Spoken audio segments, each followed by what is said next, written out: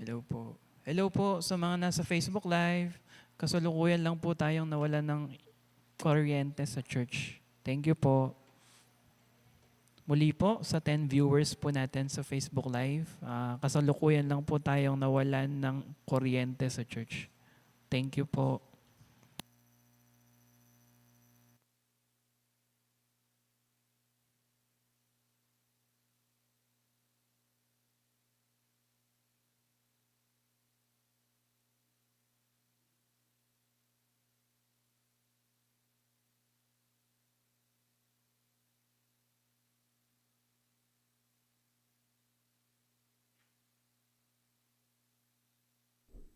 He answered, No.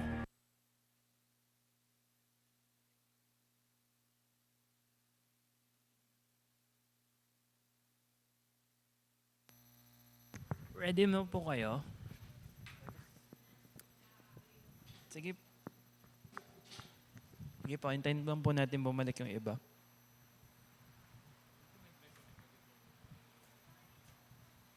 Di naman.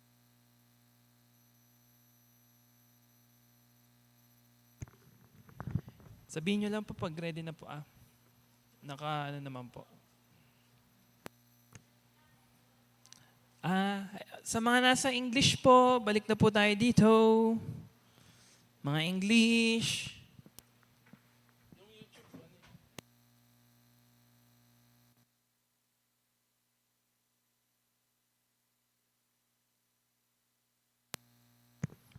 Balik na po tayo dito sa lahat ng mga English version.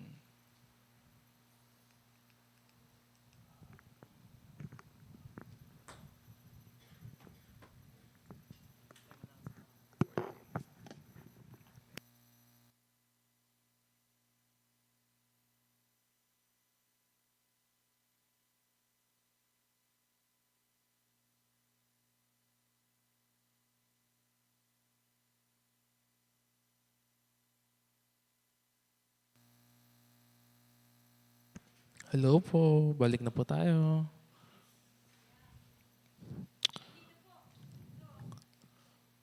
Wala na pong habol po.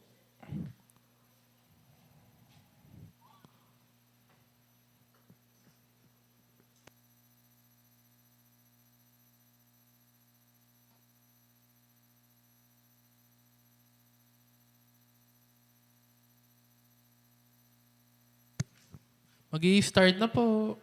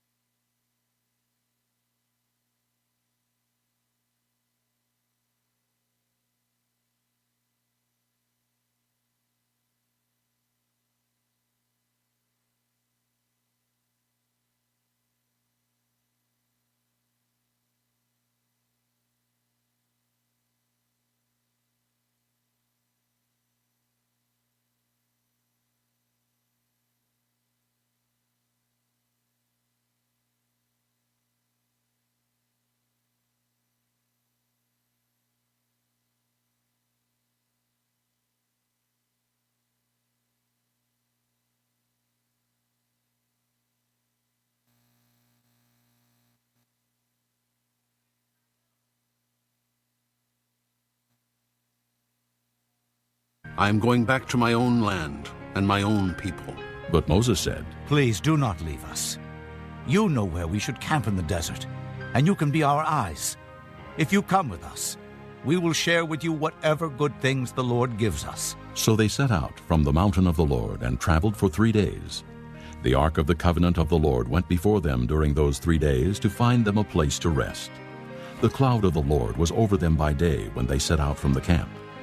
Whenever the ark set out, Moses said, Rise up, O Lord. May your enemies be scattered. May your foes flee before you. Whenever it came to rest, he said, Return, O Lord, to the countless thousands of Israel. Chapter 11. Now the people complained about their hardships in the hearing of the Lord, and when he heard them, his anger was aroused. Then fire from the Lord burned among them and consumed some of the outskirts of the camp. When the people cried out to Moses, he prayed to the Lord, and the fire died down. So that place was called Taberah, because fire from the Lord had burned among them. The rabble with them began to crave other food, and again the Israelites started wailing and said, If only we had meat to eat!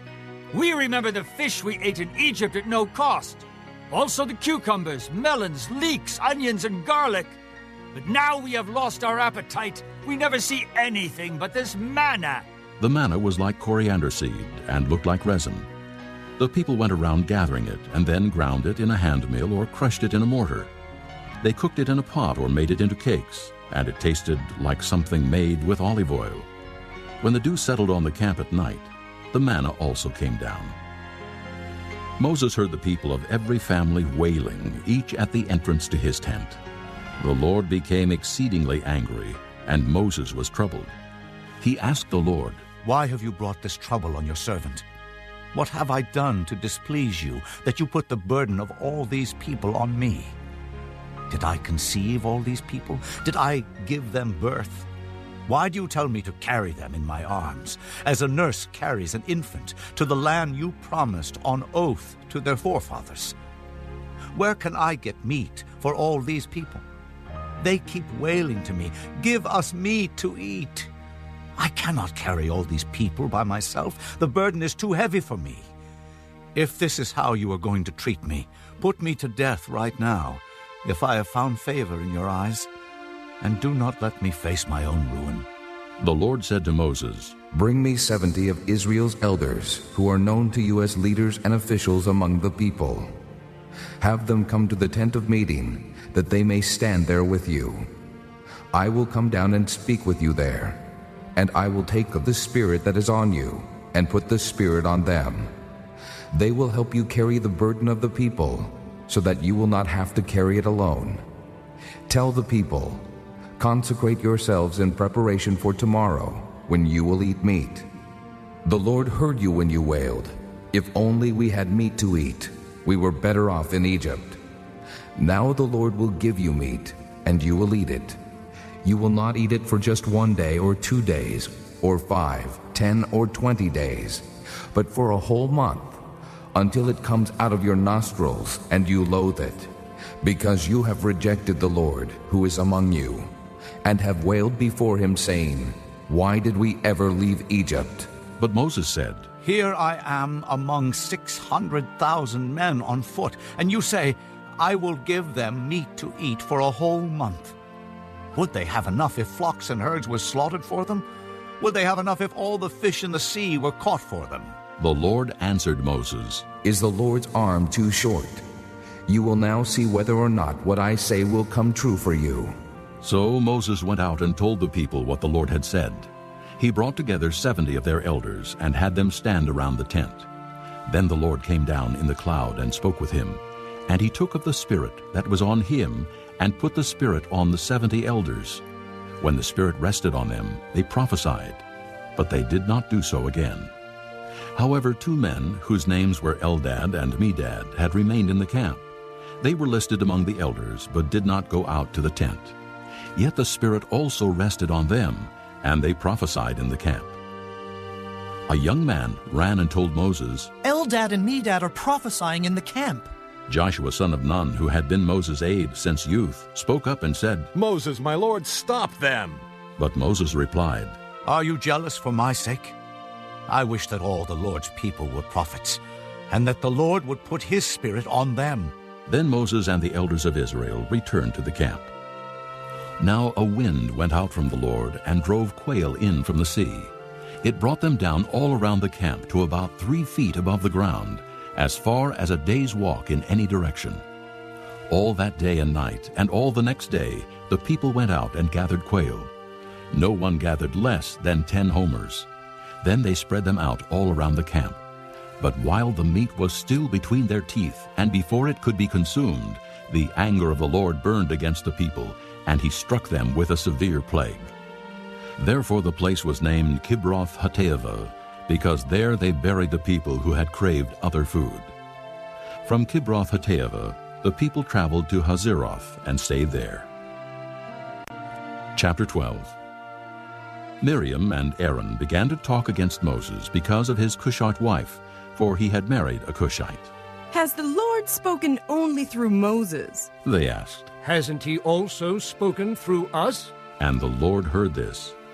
Now Moses was a very humble man, more humble than anyone else on the face of the earth. At once the Lord said to Moses, Aaron, and Miriam, Come out to the tent of meeting, all 3 of you. So the 3 of them came out. Then the Lord came down in a pillar of cloud. He stood at the entrance to the tent and summoned Aaron and Miriam. When both of them stepped forward, he said, Listen to my words. When a prophet of the Lord is among you, I reveal myself to him in visions. I speak to him in dreams. But this is not true of my servant Moses. He is faithful in all my house. With him I speak face to face, clearly, and not in riddles. He sees the form of the Lord. Why then were you not afraid to speak against my servant Moses? The anger of the Lord burned against them, and he left them. When the cloud lifted from above the tent, there stood Miriam, leprous like snow. Aaron turned toward her and saw that she had leprosy, and he said to Moses, Please, my Lord, do not hold against us the sin we have so foolishly committed. Do not let her be like a stillborn infant, coming from its mother's womb with its flesh half eaten away. So Moses cried out to the Lord. Oh God, please heal her. The Lord replied to Moses, If her father had spit in her face, would she not have been in disgrace for 7 days? Confine her outside the camp for 7 days. After that, she can be brought back. So Miriam was confined outside the camp for 7 days, and the people did not move on till she was brought back. After that, the people left Hazeroth and encamped in the desert of Paran. Chapter 13. The Lord said to Moses, Send some men to explore the land of Canaan, which I am giving to the Israelites. From each ancestral tribe, send one of its leaders. So at the Lord's command, Moses sent them out from the desert of Paran. All of them were leaders of the Israelites. These are their names. From the tribe of Reuben, Shammua, son of Zachar. From the tribe of Simeon, Shaphat, son of Hori. From the tribe of Judah, Caleb, son of Jephunneh. From the tribe of Issachar, Igal, son of Joseph. From the tribe of Ephraim, Hoshea, son of Nun. From the tribe of Benjamin, Paltai, son of Raphu. From the tribe of Zebulun, Gadiel, son of Sodai. From the tribe of Manasseh, a tribe of Joseph, Gadai, son of Susai. From the tribe of Dan, Amiel, son of Gemalli. From the tribe of Asher, Sether, son of Michael. From the tribe of Naphtali, Nabai, son of Vophsi. From the tribe of Gad, Guel, son of Machi. These are the names of the men Moses sent to explore the land. Moses gave Hoshea, son of Nun, the name Joshua. When Moses sent them to explore Canaan, he said, Go up through the Negev and on into the hill country. See what the land is like, and whether the people who live there are strong or weak, few or many. What kind of land do they live in? Is it good or bad? What kind of towns do they live in? Are they unwalled or fortified? How is the soil? Is it fertile or poor? Are there trees on it or not? Do your best to bring back some of the fruit of the land. It was the season for the first ripe grapes. So they went up and explored the land from the desert of Zin as far as Rehob toward Lebo-Hamath. They went up through the Negev and came to Hebron, where Ahiman, Sheshai, and Talmai, the descendants of Anak, lived. Hebron had been built 7 years before Zoan in Egypt. When they reached the valley of Eshcol, they cut off a branch bearing a single cluster of grapes. 2 of them carried it on a pole between them, along with some pomegranates and figs. That place was called the Valley of Eshcol, because of the cluster of grapes the Israelites cut off there. At the end of 40 days, they returned from exploring the land. They came back to Moses and Aaron and the whole Israelite community at Kadesh in the desert of Paran. There they reported to them and to the whole assembly and showed them the fruit of the land. They gave Moses this account. We went into the land to which you sent us, and it does flow with milk and honey. Here is its fruit. But the people who live there are powerful, and the cities are fortified and very large. We even saw descendants of Anak there. The Amalekites live in the Negev, the Hittites, Jebusites, and Amorites live in the hill country, and the Canaanites live near the sea and along the Jordan. Then Caleb silenced the people before Moses and said, We should go up and take possession of the land, for we can certainly do it. But the men who had gone up with him said, We can't attack those people. They're stronger than we are. And they spread among the Israelites a bad report about the land they had explored. They said, The land we explored devours those living in it. All the people we saw there are of great size. We saw the Nephilim there. The descendants of Anak come from the Nephilim. We seemed like grasshoppers in our own eyes, and we looked the same to them. Chapter 14. That night all the people of the community raised their voices and wept aloud. All the Israelites grumbled against Moses and Aaron, and the whole assembly said to them, If only we had died in Egypt, or in this desert! Why is the Lord bringing us to this land only to let us fall by the sword? Our wives and children will be taken as plunder. Wouldn't it be better for us to go back to Egypt? And they said to each other, We should choose a leader and go back to Egypt. Then Moses and Aaron fell face down in front of the whole Israelite assembly gathered there. Joshua son of Nun and Caleb son of Jephunneh, who were among those who had explored the land, tore their clothes and said to the entire Israelite assembly, The land we passed through and explored is exceedingly good. If the Lord is pleased with us, he will lead us into that land, a land flowing with milk and honey, and will give it to us. Only do not rebel against the Lord, and do not be afraid of the people of the land, because we will swallow them up. Their protection is gone, but the Lord is with us. Do not be afraid of them. But the whole assembly talked about stoning them. Then the glory of the Lord appeared at the tent of meeting to all the Israelites. The Lord said to Moses, How long will these people treat me with contempt? How long will they refuse to believe in me, in spite of all the miraculous signs I have performed among them? I will strike them down with a plague and destroy them, but I will make you into a nation greater and stronger than they. Moses said to the Lord, Then the Egyptians will hear about it. By your power you brought these people up from among them, and they will tell the inhabitants of this land about it.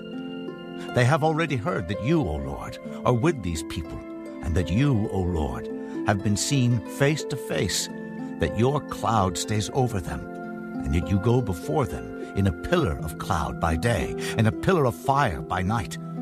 If you put these people to death all at one time, the nations who have heard this report about you will say, The Lord was not able to bring these people into the land he promised them on oath, so he slaughtered them in the desert.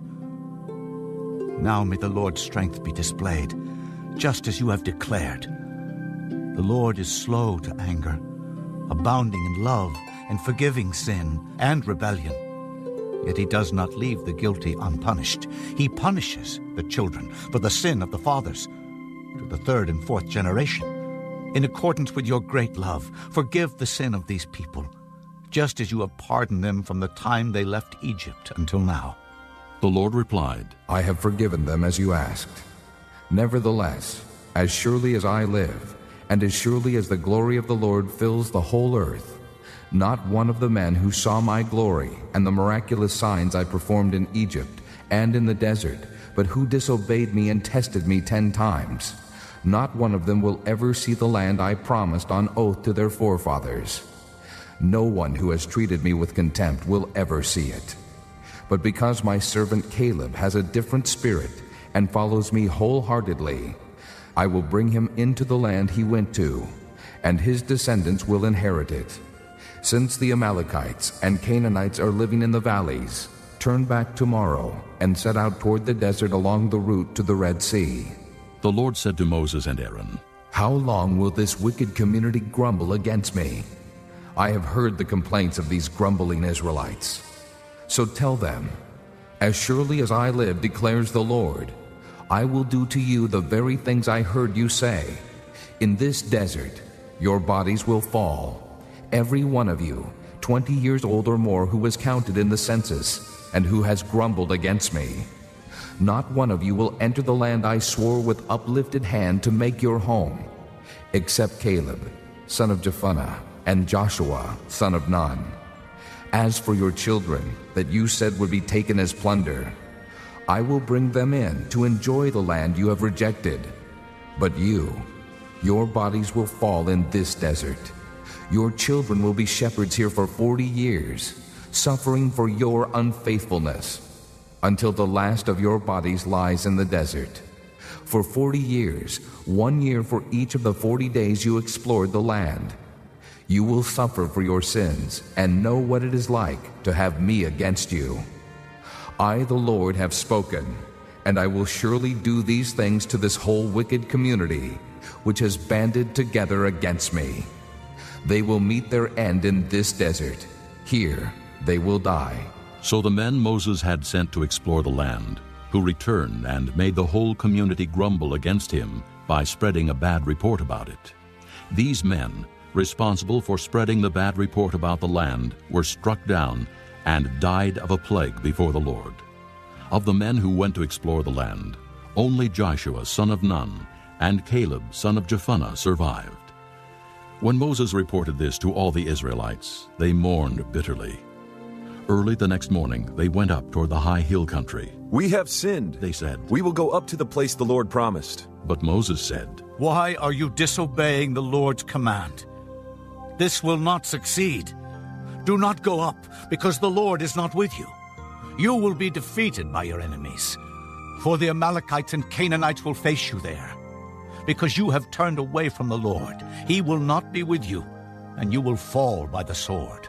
Nevertheless, in their presumption, they went up toward the high hill country, though neither Moses nor the ark of the Lord's covenant moved from the camp. Then the Amalekites and Canaanites who lived in that hill country came down and attacked them and beat them down all the way to Hormah. Chapter 15.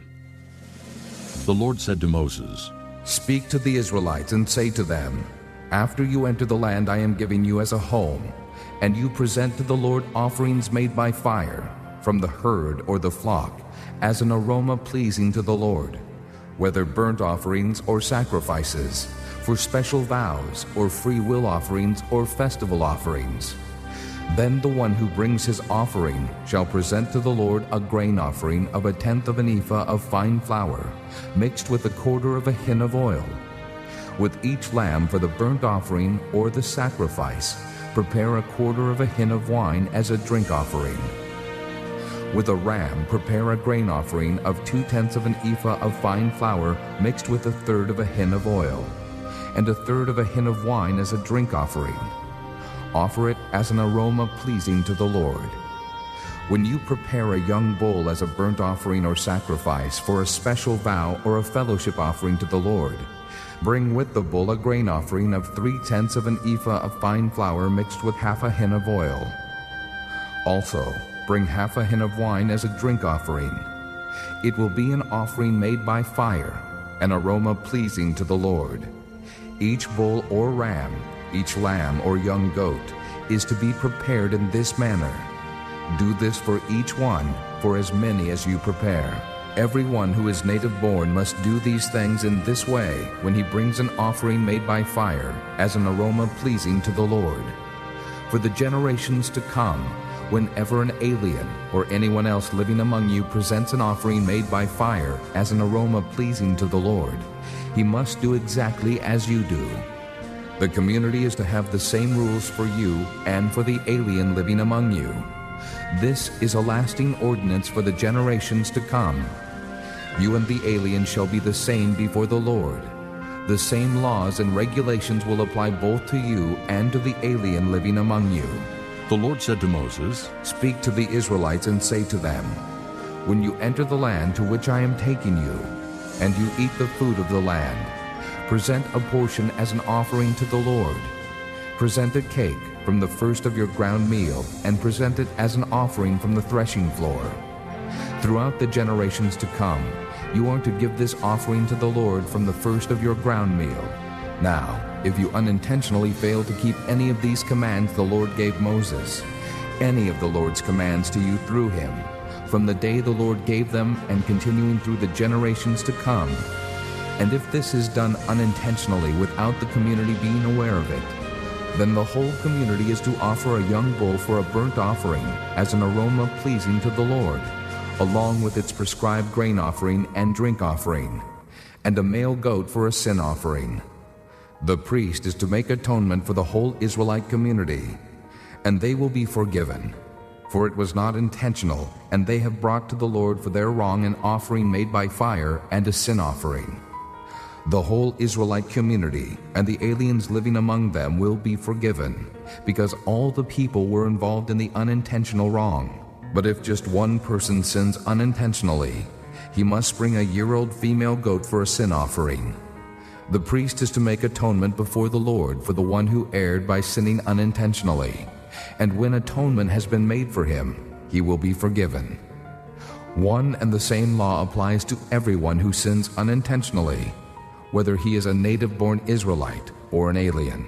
But anyone who sins defiantly, whether native-born or alien, blasphemes the Lord, and that person must be cut off from his people. Because he has despised the Lord's word and broken his commands, that person must surely be cut off. His guilt remains on him. While the Israelites were in the desert, a man was found gathering wood on the Sabbath day. Those who found him gathering wood brought him to Moses and Aaron and the whole assembly, and they kept him in custody because it was not clear what should be done to him. Then the Lord said to Moses, "The man must die.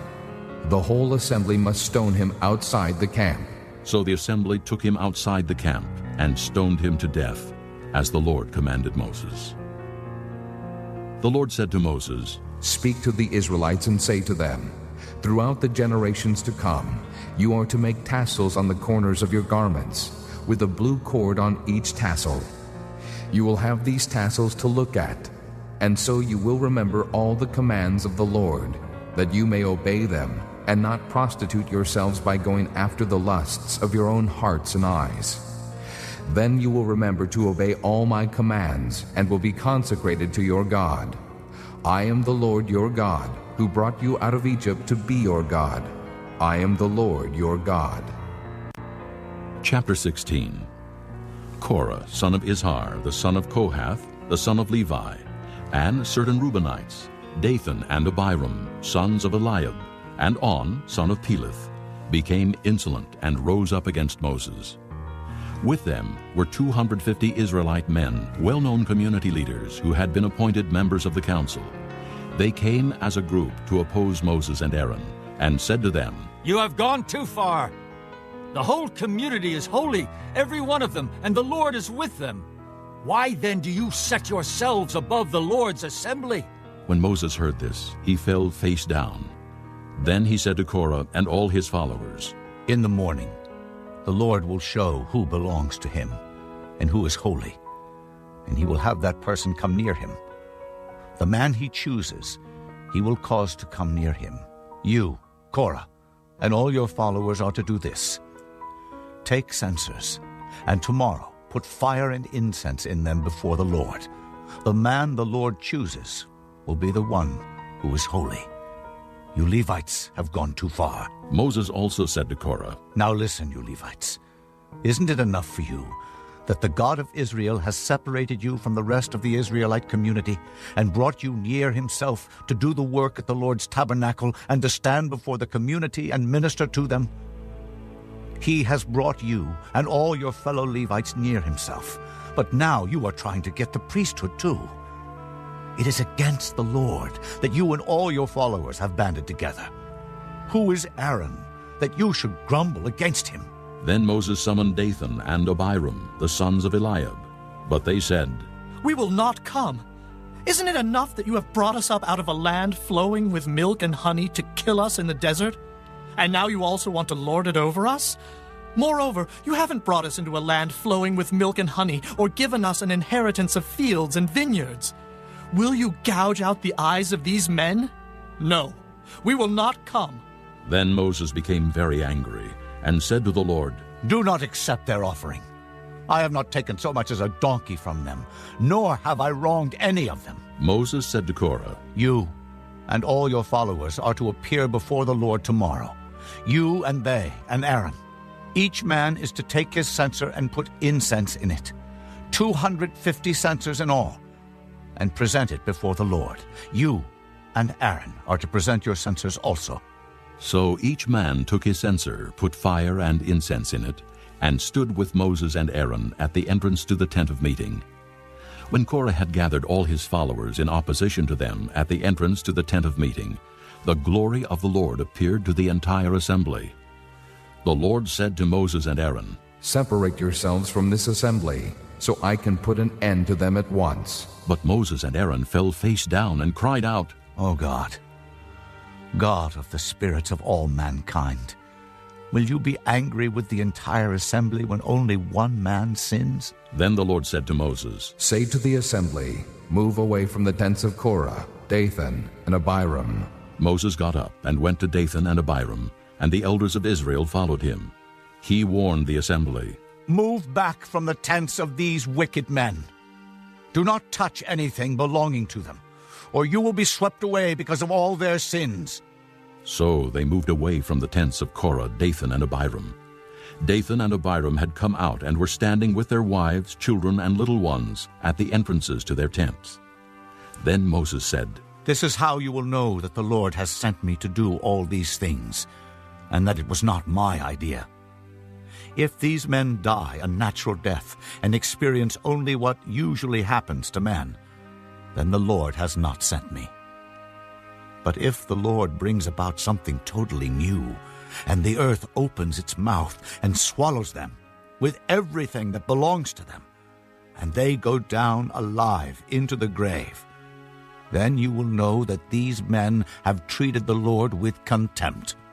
As soon as he finished saying all this, the ground under them split apart, and the earth opened its mouth and swallowed them with their households and all Korah's men and all their possessions. They went down alive into the grave with everything they owned. The earth closed over them, and they perished and were gone from the community. At their cries, all the Israelites around them fled, shouting, The earth is going to swallow us too! And fire came out from the Lord and consumed the 250 men who were offering the incense.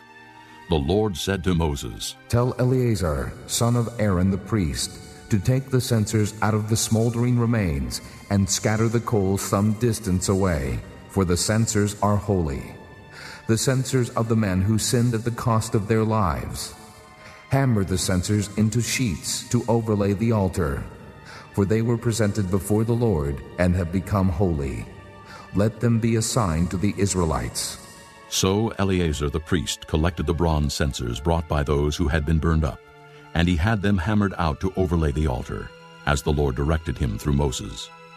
This was to remind the Israelites that no one except a descendant of Aaron should come to burn incense before the Lord, or he would become like Korah and his followers. The next day the whole Israelite community grumbled against Moses and Aaron. You have killed the Lord's people, they said. But when the assembly gathered in opposition to Moses and Aaron and turned toward the tent of meeting, suddenly the cloud covered it, and the glory of the Lord appeared. Then Moses and Aaron went to the front of the tent of meeting, and the Lord said to Moses, Get away from this assembly, so I can put an end to them at once. And they fell face down. Then Moses said to Aaron, Take your censer and put incense in it, along with fire from the altar, and hurry to the assembly to make atonement for them. Wrath has come out from the Lord. The plague has started. So Aaron did as Moses said, and ran into the midst of the assembly. The plague had already started among the people, but Aaron offered the incense and made atonement for them. He stood between the living and the dead, and the plague stopped. But 14,700 people died from the plague, in addition to those who had died because of Korah. Then Aaron returned to Moses at the entrance to the tent of meeting, for the plague had stopped. Chapter 17. The Lord said to Moses, Speak to the Israelites, and get 12 staffs from them, one from the leader of each of their ancestral tribes. Write the name of each man on his staff. On the staff of Levi, write Aaron's name, for there must be one staff for the head of each ancestral tribe.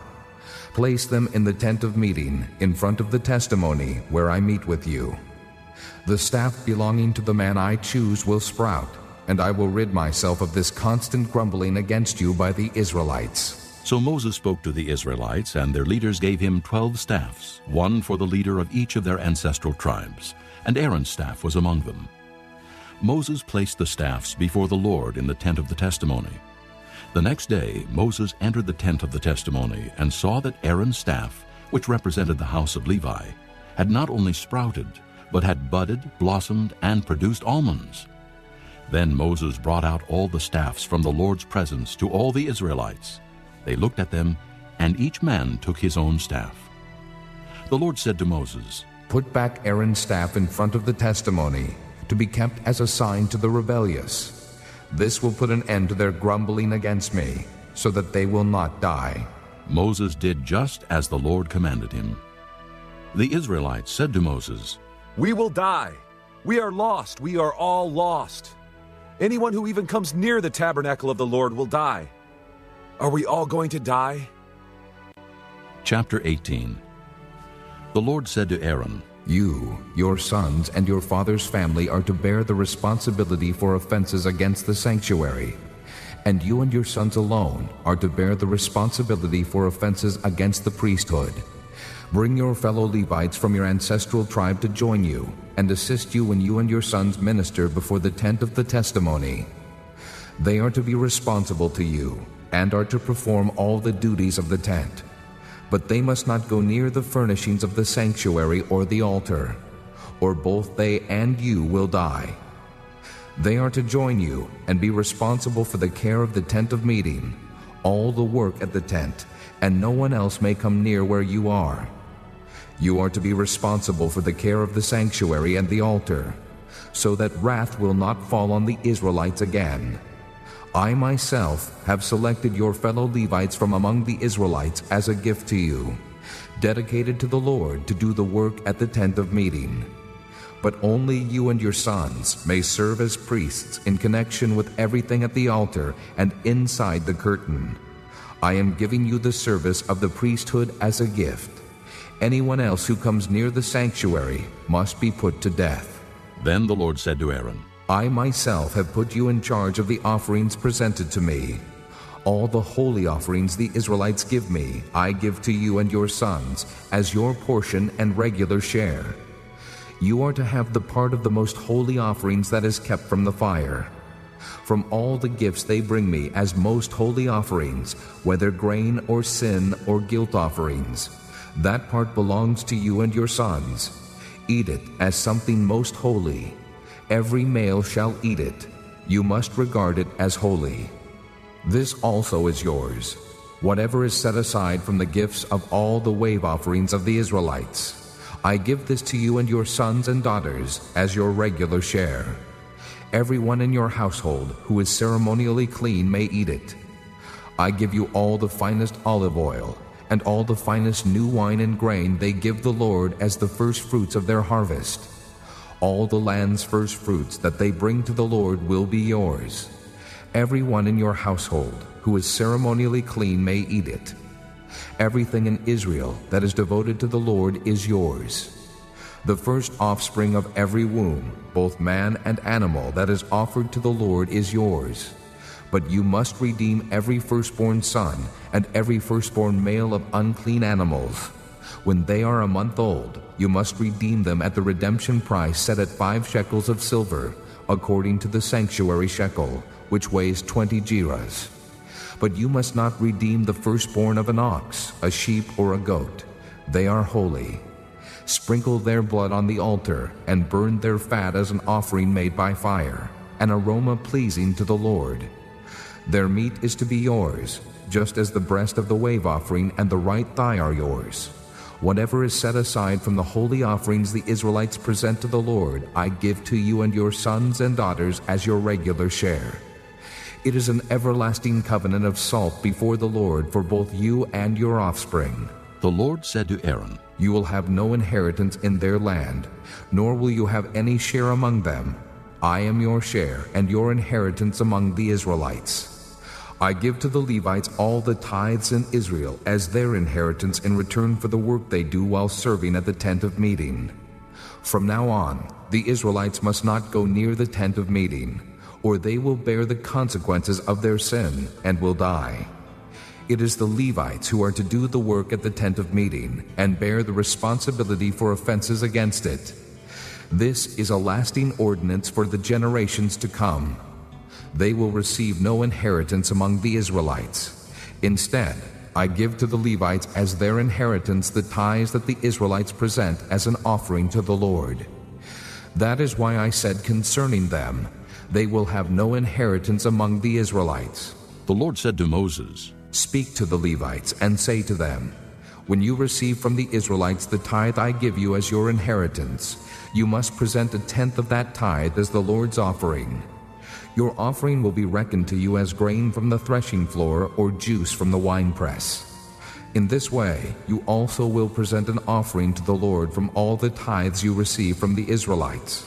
From these tithes, you must give the Lord's portion to Aaron the priest. You must present as the Lord's portion the best and holiest part of everything given to you. Say to the Levites, When you present the best part, it will be reckoned to you as the product of the threshing floor or the winepress. You and your households may eat the rest of it anywhere, for it is your wages for your work at the tent of meeting. By presenting the best part of it, you will not be guilty in this matter. Then you will not defile the holy offerings of the Israelites, and you will not die. Chapter 19. The Lord said to Moses and Aaron, This is a requirement of the law that the Lord has commanded. Tell the Israelites to bring you a red heifer without defect or blemish, and that has never been under a yoke. Give it to Eleazar the priest. It is to be taken outside the camp and slaughtered in his presence. Then Eleazar the priest is to take some of its blood on his finger and sprinkle it 7 times toward the front of the tent of meeting. While he watches, the heifer is to be burned, its hide, flesh, blood, and offal. The priest is to take some cedar wood, hyssop, and scarlet wool, and throw them onto the burning heifer. After that, the priest must wash his clothes and bathe himself with water. He may then come into the camp, but he will be ceremonially unclean till evening. The man who burns it must also wash his clothes and bathe with water, and he too will be unclean till evening. A man who is clean shall gather up the ashes of the heifer and put them in a ceremonially clean place outside the camp. They shall be kept by the Israelite community for use in the water of cleansing. It is for purification from sin. The man who gathers up the ashes of the heifer must also wash his clothes, and he too will be unclean till evening. This will be a lasting ordinance, both for the Israelites and for the aliens living among them. Whoever touches the dead body of anyone will be unclean for 7 days. He must purify himself with the water on the 3rd day and on the 7th day. Then he will be clean. But if he does not purify himself on the 3rd and 7th days, he will not be clean.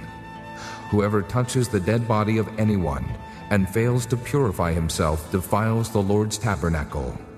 That person must be cut off from Israel. Because the water of cleansing has not been sprinkled on him, he is unclean. His uncleanness remains on him. This is the law that applies when a person dies in a tent. Anyone who enters the tent and anyone who is in it will be unclean for 7 days. And every open container without a lid fastened on it will be unclean. Anyone out in the open who touches someone who has been killed with a sword, or someone who has died a natural death, or anyone who touches a human bone or a grave will be unclean for 7 days. For the unclean person, put some ashes from the burnt purification offering into a jar and pour fresh water over them. Then a man who is ceremonially clean is to take some hyssop, dip it in the water, and sprinkle the tent and all the furnishings and the people who were there. He must also sprinkle anyone who has touched a human bone or a grave, or someone who has been killed, or someone who has died a natural death. The man who is clean is to sprinkle the unclean person on the 3rd and 7th days, and on the 7th day he is to purify him. The person being cleansed must wash his clothes and bathe with water, and that evening he will be clean. But if a person who is unclean does not purify himself, he must be cut off from the community, because he has defiled the sanctuary of the Lord. The water of cleansing has not been sprinkled on him, and he is unclean. This is a lasting ordinance for them. The man who sprinkles the water of cleansing must also wash his clothes, and anyone who touches the water of cleansing will be unclean till evening. Anything that an unclean person touches becomes unclean, and anyone who touches it becomes unclean till evening. Chapter 20. In the first month, the whole Israelite community arrived at the desert of Zin, and they stayed at Kadesh. There Miriam died and was buried. Now there was no water for the community, and the people gathered in opposition to Moses and Aaron. They quarreled with Moses and said, "If only we had died when our brothers fell dead before the Lord. Why did you bring the Lord's community into this desert, that we and our livestock should die here? Why did you bring us up out of Egypt to this terrible place? It has no grain or figs, grapevines or pomegranates, and there is no water to drink." Moses and Aaron went from the assembly to the entrance to the tent of meeting and fell face down, and the glory of the Lord appeared to them. The Lord said to Moses, "Take the staff, and you and your brother Aaron gather the assembly together. Speak to that rock before their eyes, and it will pour out its water. You will bring water out of the rock for the community, so they and their livestock can drink." So Moses took the staff from the Lord's presence, just as he commanded him. He and Aaron gathered the assembly together in front of the rock, and Moses said to them, "Listen, you rebels. Must we bring you water out of this rock?" Then Moses raised his arm and struck the rock twice with his staff. Water gushed out, and the community and their livestock drank. But the Lord said to Moses and Aaron, "Because you did not trust in me enough to honor me as holy in the sight of the Israelites, you will not bring this community into the land I give them." These were the waters of Meribah, where the Israelites quarreled with the Lord, and where he showed himself holy among them. Moses sent messengers from Kadesh to the king of Edom, saying, "This is what your brother Israel says. You know about all the hardships that have come upon us. Our forefathers went down into Egypt, and we lived there many years. The Egyptians mistreated us and our fathers. But when we cried out to the Lord, he heard our cry and sent an angel and brought us out of Egypt. Now we are here at Kadesh, a town on the edge of your territory. Please, let us pass through your country. We will not go through any field or vineyard or drink water from any well. We will travel along the king's highway and not turn to the right or to the left until we have passed through your territory." But Edom answered, "You may not pass through here. If you try, we will march out and attack you with the sword." The Israelites replied, "We will go along the main road, and if we or our livestock drink any of your water, we will pay for it. We only want to pass through on foot, nothing else." Again they answered, "You may not pass through." Then Edom came out against them with a large and powerful army. Since Edom refused to let them go through their territory, Israel turned away from them. The whole Israelite community set out from Kadesh and came to Mount Hor. At Mount Hor, near the border of Edom, the Lord said to Moses and Aaron, "Aaron will be gathered to his people. He will not enter the land I give the Israelites, because both of you rebelled against my command at the waters of Meribah. Get Aaron and his son Eleazar and take them up Mount Hor. Remove Aaron's garments and put them on his son Eleazar, for Aaron will be gathered to his people. He will die there." Moses did as the Lord commanded. They went up Mount Hor in the sight of the whole community. Moses removed Aaron's garments and put them on his son Eleazar, and Aaron died there on top of the mountain. Then Moses and Eleazar came down from the mountain, and when the whole community learned that Aaron had died, The entire house of Israel mourned for him 30 days. Chapter 21. When the Canaanite king of Arad, who lived in the Negev, heard that Israel was coming along the road to Atharim, he attacked the Israelites and captured some of them. Then Israel made this vow to the Lord: If you will deliver these people into our hands, we will totally destroy their cities. The Lord listened to Israel's plea and gave the Canaanites over to them. They completely destroyed them and their towns, so the place was named Hormah. They traveled from Mount Hor along the route to the Red Sea to go around Edom. But the people grew impatient on the way. They spoke against God and against Moses and said, Why have you brought us up out of Egypt to die in the desert?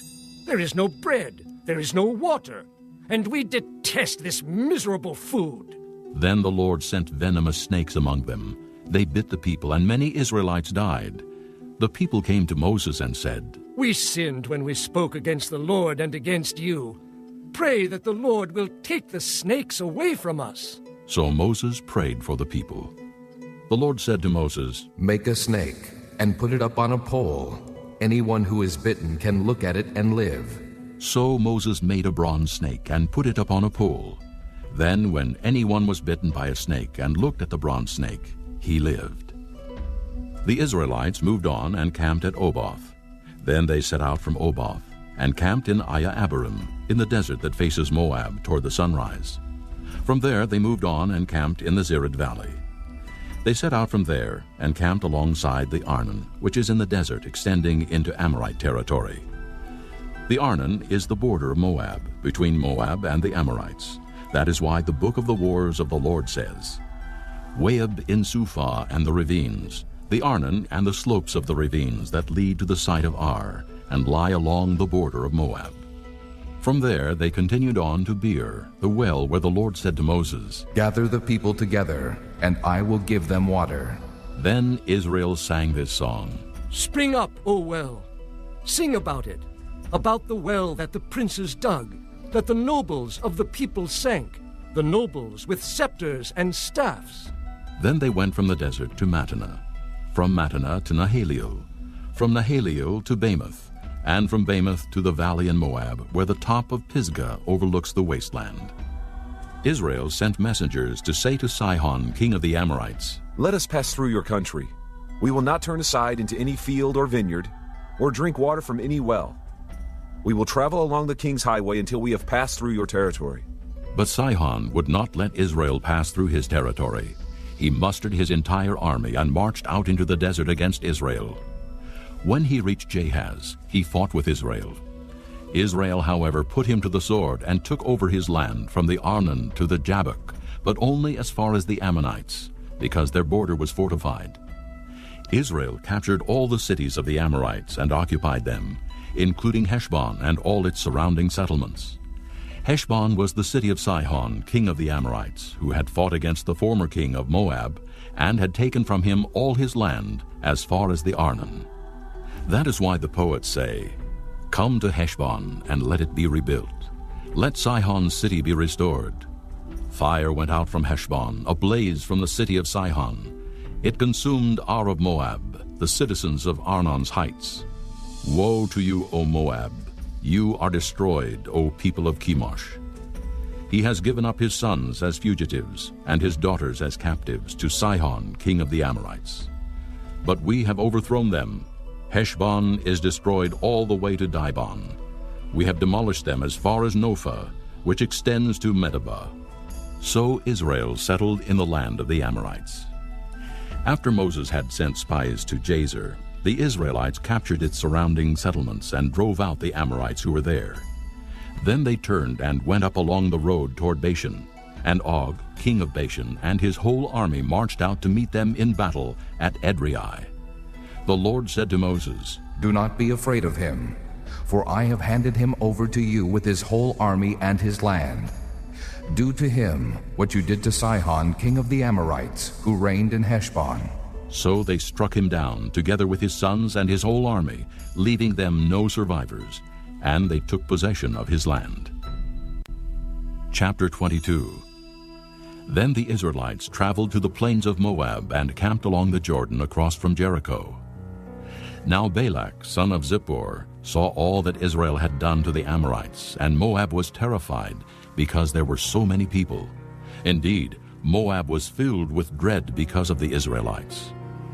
The Moabites said to the elders of Midian, This horde is going to lick up everything around us, as an ox licks up the grass of the field. So Balak, son of Zippor, who was king of Moab at that time, sent messengers to summon Balaam, son of Beor, who was at Pethor near the river in his native land. Balak said, A people has come out of Egypt. They cover the face of the land and have settled next to me. Now come and put a curse on these people, because they are too powerful for me. Perhaps then I will be able to defeat them and drive them out of the country. For I know that those you bless are blessed, and those you curse are cursed. The elders of Moab and Midian left, taking with them the fee for divination. When they came to Balaam, they told him what Balak had said. Spend the night here, Balaam said to them, and I will bring you back the answer the Lord gives me. So the Moabite princes stayed with him. God came to Balaam and asked, Who are these men with you? Balaam said to God, Balak, son of Zippor, king of Moab, sent me this message. A people that has come out of Egypt covers the face of the land. Now come and put a curse on them for me. Perhaps then I will be able to fight them and drive them away. But God said to Balaam, Do not go with them. You must not put a curse on those people, because they are blessed. The next morning Balaam got up and said to Balak's princes, Go back to your own country, for the Lord has refused to let me go with you. So the Moabite princes returned to Balak and said, Balaam refused to come with us. Then Balak sent other princes, more numerous and more distinguished than the first. They came to Balaam and said, This is what Balak, son of Zippor, says. Do not let anything keep you from coming to me, because I will reward you handsomely and do whatever you say. Come and put a curse on these people for me. But Balaam answered them, Even if Balak gave me his palace filled with silver and gold, I could not do anything great or small to go beyond the command of the Lord my God.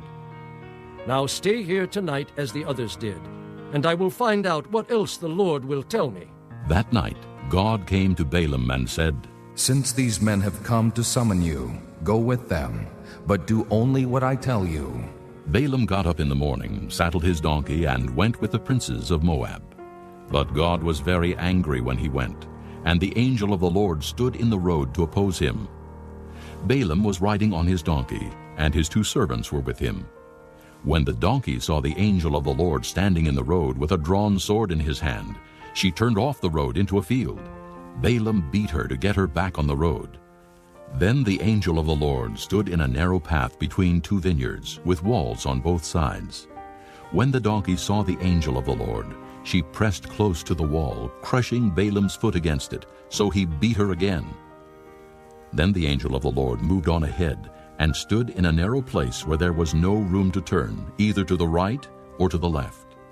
When the donkey saw the angel of the Lord, she lay down under Balaam, and he was angry and beat her with his staff. Then the Lord opened the donkey's mouth, and she said to Balaam, What have I done to you to make you beat me these 3 times? Balaam answered the donkey, You have made a fool of me. If I had a sword in my hand, I would kill you right now. The donkey said to Balaam, Am I not your own donkey, which you have always ridden to this day? Have I been in the habit of doing this to you? No, he said. Then the Lord opened Balaam's eyes, and he saw the angel of the Lord standing in the road with his sword drawn. So he bowed low and fell face down. The angel of the Lord asked him, Why have you beaten your donkey these 3 times? I have come here to oppose you, because your path is a reckless one before me. The donkey saw me and turned away from me these 3 times. If she had not turned away, I would certainly have killed you by now, but I would have spared her. Balaam said to the angel of the Lord, I have sinned. I did not realize you were standing in the road to oppose me. Now, if you are displeased, I will go back. The angel of the Lord said to Balaam, Go with the men, but speak only what I tell you. So Balaam went with the princes of Balak. When Balak heard that Balaam was coming, he went out to meet him at the Moabite town on the Arnon border, at the edge of his territory. Balak said to Balaam, Did I not send you an urgent summons? Why didn't you come to me? Am I really not able to reward you? Well, I have come to you now. Balaam replied. But can I say just anything? I must speak only what God puts in my mouth. Then Balaam went with Balak to Kiriath-Huzoth. Balak sacrificed cattle and sheep, and gave some to Balaam and the princes who were with him. The next morning Balak took Balaam up to Bamoth-Beul, and from there he saw part of the people. Chapter 23. Balaam said, Build me 7 altars here, and prepare 7 bulls and 7 rams for me. Balak did as Balaam said, and the 2 of them offered a bull and a ram on each altar. Then Balaam said to Balak, Stay here beside your offering while I go aside. Perhaps the Lord will come to meet with me. Whatever he reveals to me, I will tell you. Then he went off to a barren height. God met with him, and Balaam said, I have prepared 7 altars, and on each altar I have offered a bull and a ram. The Lord put a message in Balaam's mouth and said, Go back to Balak and give him this message. So he went back to him and found him standing beside his offering with all the princes of Moab. Then Balaam uttered his oracle. Balak brought me from Aram, the king of Moab from the eastern mountains. Come, he said, curse Jacob for me. Come, denounce Israel. How can I curse those whom God has not cursed? How can I denounce those whom the Lord has not denounced? From the rocky peaks I see them. From the heights I view them. I see a people who live apart and do not consider themselves one of the nations. Who can count the dust of Jacob or number the 4th part of Israel? Let me die the death of the righteous, and may my end be like theirs. Balak said to Balaam, What have you done to me? I brought you to curse my enemies, but you have done nothing but bless them. He answered, Must I not speak what the Lord puts in my mouth? Then Balak said to him, Come with me to another place where you can see them. You will see only a part, but not all of them. And from there, curse them for me. So he took him to the field of Zophim on the top of Pisgah, and there he built 7 altars, and offered a bull and a ram on each altar. Balaam said to Balak, Stay here beside your offering, while I meet with him over there. The Lord met with Balaam, and put a message in his mouth, and said, Go back to Balak, and give him this message. So he went to him, and found him standing beside his offering with the princes of Moab. Balak asked him, What did the Lord say? Then he uttered his oracle. Arise, Balak, and listen. Hear me, son of Zippor. God is not a man that he should lie, nor a son of man that he should change his mind. Does he speak and then not act? Does he promise and not fulfill? I have received a command to bless. He has blessed, and I cannot change it. No misfortune is seen in Jacob, no misery observed in Israel. The Lord their God is with them. The shout of the king is among them. God brought them out of Egypt. They have the strength of a wild ox. There is no sorcery against Jacob, no divination against Israel. It will now be said of Jacob and of Israel, See what God has done. The people rise like a lioness. They rouse themselves like a lion that does not rest till he devours his prey and drinks the blood of his victims. Then Balak said to Balaam, Neither curse them at all, nor bless them at all. Balaam answered, Did I not tell you I must do whatever the Lord says? Then Balak said to Balaam, Come, let me take you to another place. Perhaps it will please God to let you curse them for me from there. And Balak took Balaam to the top of Peor, overlooking the wasteland. Balaam said, Build me 7 altars here, and prepare 7 bulls and 7 rams for me. Balak did as Balaam had said, and offered a bull and a ram on each altar. Chapter 24. Pa-post mo na, Now Bird. when Balaam saw that it pleased the Lord to Bird, bless pa-post. Israel, he did not resort to sorcery as at other times.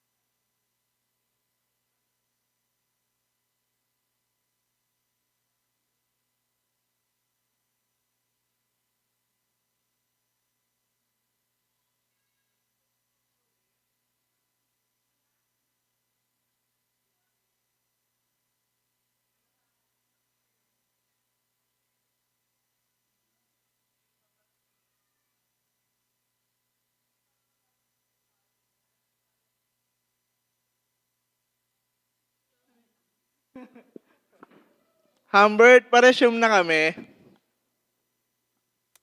But turned his face toward the desert. When Balaam looked out and saw Israel encamped tribe by tribe, the Spirit of God came upon him, and he uttered his oracle. The oracle of Balaam, son of Beor, the oracle of one whose eye sees clearly, the oracle of one who hears the words of God, who sees a vision from the Almighty, who falls prostrate, and whose eyes are opened. How beautiful are your tents, O Jacob, your dwelling places, O Israel. Like valleys they spread out, like gardens beside a river, like aloes planted by the Lord, like cedars beside the waters. Water will flow from their buckets. Their seed will have abundant water. Their king will be greater than Agag. Their kingdom will be exalted. God brought them out of Egypt. They have the strength of a wild ox. They devour hostile nations and break their bones in pieces. With their arrows they pierce them. Like a lion they crouch and lie down. Like a lioness, who dares to rouse them? May those who bless you be blessed, and those who curse you be cursed. Then Balak's anger burned against Balaam. He struck his hands together and said to him, I summoned you to curse my enemies, but you have blessed them these 3 times. Now leave at once and go home. I said I would reward you handsomely, but the Lord has kept you from being rewarded. Balaam answered Balak, Did I not tell the messengers you sent me? Even if Balak gave me his palace filled with silver and gold, I could not do anything of my own accord, good or bad, to go beyond the command of the Lord. And I must say only what the Lord says. Now I am going back to my people. But come, let me warn you of what this people will do to your people in days to come. Then he uttered his oracle.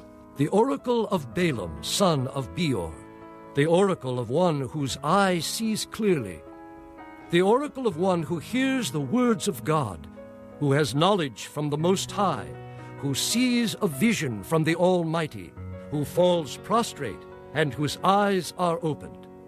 I see him, but not now. I behold him, but not near. A star will come out of Jacob. A scepter will rise out of Israel.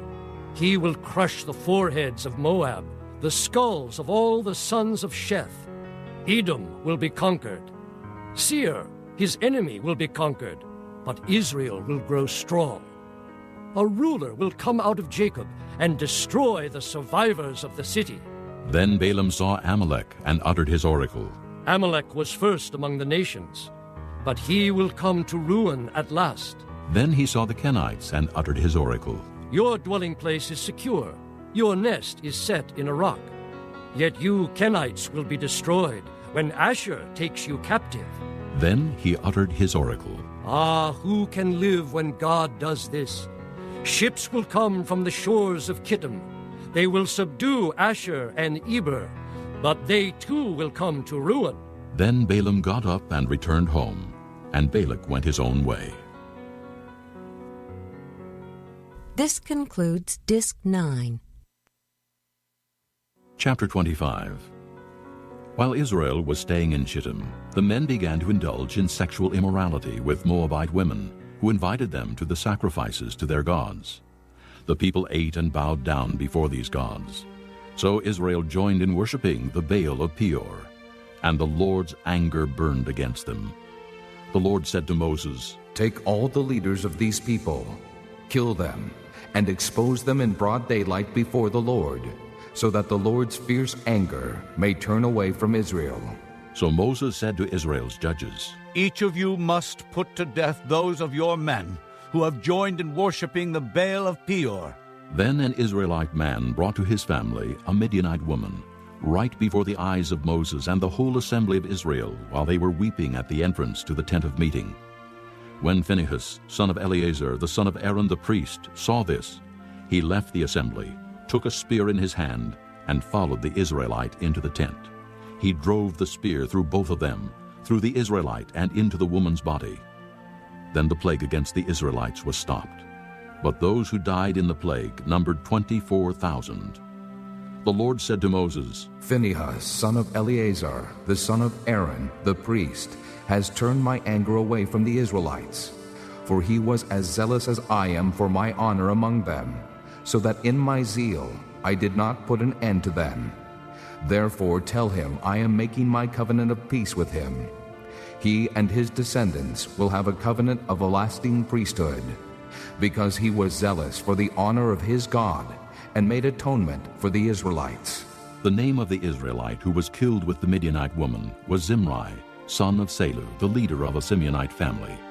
And the name of the Midianite woman who was put to death was Cozbi, daughter of Zur, a tribal chief of a Midianite family. The Lord said to Moses, "Treat the Midianites as enemies and kill them, because they treated you as enemies when they deceived you in the affair of Peor and their sister Cozbi, the daughter of a Midianite leader, the woman who was killed when the plague came as a result of Peor." Chapter 26. After the plague, the Lord said to Moses and Eleazar, son of Aaron the priest, "Take a census of the whole Israelite community by families, all those 20 years old or more who are able to serve in the army of Israel." So on the plains of Moab, by the Jordan, across from Jericho, Moses and Eleazar the priest spoke with them and said, "Take a census of the men 20 years old or more, as the Lord commanded Moses." These were the Israelites who came out of Egypt. The descendants of Reuben, the firstborn son of Israel, were through Hanok, the Hanokite clan, through Palu, the Paluite clan, through Hezron, the Hezronite clan, Through Carmi, the Carmite clan. These were the clans of Reuben. Those numbered were 43,730. The son of Palu was Eliab, and the sons of Eliab were Nemuel, Dathan, and Abiram. The same Dathan and Abiram were the community officials who rebelled against Moses and Aaron, and were among Korah's followers when they rebelled against the Lord. The earth opened its mouth and swallowed them along with Korah, whose followers died when the fire devoured the 250 men. And they served as a warning sign. The line of Korah, however, did not die out. The descendants of Simeon by their clans were through Nemuel, the Nemuelite clan, through Jamin, the Jaminite clan, through Jachin, the Jachinite clan, through Zerah, the Zerahite clan, through Shaul, the Shaulite clan. These were the clans of Simeon. There were 22,200 men. The descendants of Gad by their clans were through Zephon, the Zephonite clan, through Haggi, the Haggite clan, through Shunai, the Shunite clan, through Ozni, the Oznite clan, through Eri, the Erite clan, through Eridai, the Eridite clan, through Areli, the Arelite clan. These were the clans of Gad. Those numbered were 40,500. And Onan were sons of Judah, but they died in Canaan. The descendants of Judah by their clans were through Shelah, the Shilonite clan, through Perez, the Perizzite clan, through Zerah, the Zerahite clan. The descendants of Perez were through Hezron, the Hezronite clan, through Hamul, the Hamelite clan. These were the clans of Judah. Those numbered were 76,500. The descendants of Issachar by their clans were through Tola, the Tolaite clan, through Pua, the Puite clan, through Jashub, the Jashabite clan, through Shimron, the Shimronite clan. These were the clans of Issachar. Those numbered were 64,300. The descendants of Zebulun by their clans were through Sirid, the Siridite clan, through Elon, the Elonite clan, through Jaleel, the Jaleelite clan. These were the clans of Zebulun. Those numbered were 60,500. The descendants of Joseph by their clans through Manasseh and Ephraim were the descendants of Manasseh, through Machir, the Machirite clan. Machir was the father of Gilead, through Gilead, the Gileadite clan. These were the descendants of Gilead, through Iezer, the Iezerite clan, through Helek, the Helekite clan, through Asriel, the Asrielite clan, through Shechem, the Shechemite clan, through Shemida, the Shemidaite clan, through Hepher, the Hepherite clan. Zelophehad, son of Hepher, had no sons. He had only daughters, whose names were Mahlah, Noah, Hoglah, Milcah, and Tirzah. These were the clans of Manasseh. Those numbered were 52,700. These were the descendants of Ephraim by their clans. Through Shuthelah, the Shuthelahite clan, through Becher, the Becherite clan, through Tahan, the Tahanite clan. These were the descendants of Shuthelah, through Aaron, the Aaronite clan. These were the clans of Ephraim. Those numbered were 32,500. These were the descendants of Joseph by their clans. The descendants of Benjamin by their clans were through Bela, the Belaite clan, through Ashbel, the Ashbelite clan, through Ahiram, the Ahiramite clan, through Shupham, the Shuphamite clan, through Hupham, the Huphamite clan. The descendants of Bela through Ard and Naaman were through Ard, the Ardite clan, through Naaman, the Naamite clan. These were the clans of Benjamin. Those numbered were 45,600. These were the descendants of Dan by their clans, through Shuham, the Shuhamite clan. These were the clans of Dan. All of them were Shuhamite clans, and those numbered were 64,400. The descendants of Asher by their clans were through Imnah, the Imnite clan, through Ishvi, the Ishvite clan, through Beriah, the Beriite clan, and through the descendants of Beriah, through Heber, the Heberite clan, through Malchiel, the Malchielite clan. Asher had a daughter named Sirah. These were the clans of Asher. Those numbered were 53,400. The descendants of Naphtali by their clans were through Jaziel, the Jazielite clan, through Guni, the Gunite clan, through Jezer, the Jezerite clan, through Shillem, the Shillemite clan. These were the clans of Naphtali. Those numbered were 45,400. The total number of the men of Israel was 601,730. The Lord said to Moses, The land is to be allotted to them as an inheritance based on the number of names.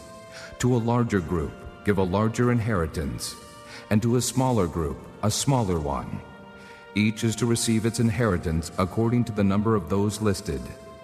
Be sure that the land is distributed by lot. What each group inherits will be according to the names for its ancestral tribe.